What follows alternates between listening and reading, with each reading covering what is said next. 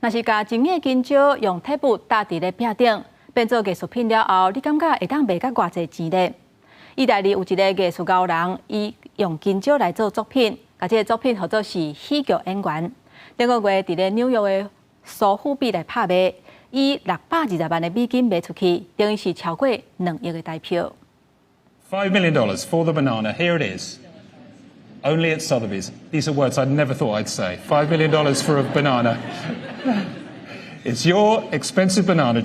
苏富比首席拍卖官奥利弗·巴克主持出个过程，才为好在场人拢笑出来。20日纽约登场的苏富比当代艺术拍卖会上首做的拍卖品是大地壁证言，在起伫曼哈顿上东区的水果店用35美分买来金蕉，起拍价80万美金，短短几分钟画价就为200万美金、300万美金、700万美金，最后由电话证书用520万美金落锤。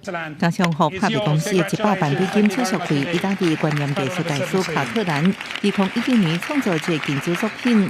一个演员用620万美金的宣告费卖出。When it debuted in 2019 at Art Basel in Miami, there were raucous crowds. It had to be removed from view for the safety of the other artworks.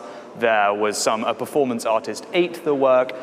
There are very, very few artworks of this century that provoke the degree of media furore which this banana taped to a wall did.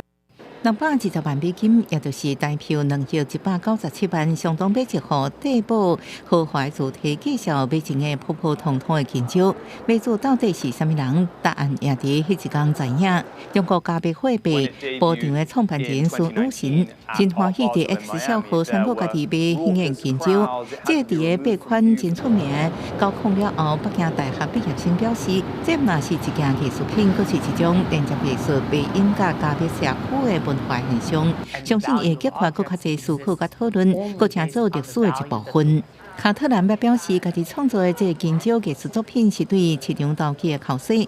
这观念艺术作品有3个版本，2019年用12万美金到15万美金之间的介绍卖出，5年了后介绍煞称到超过40倍。准确来讲，哪有藏袂害的金蕉？买人买是卡特兰创作这部作品，精品证书甲使用说明书，详细标明量大的悬度甲角度，确保每一摆换金蕉了后，拢能维持同款的面貌。纽约苏富比这场拍卖会举行进前，在全球9个都市进行巡回展，吸引超过12万的艺术爱好者来参观。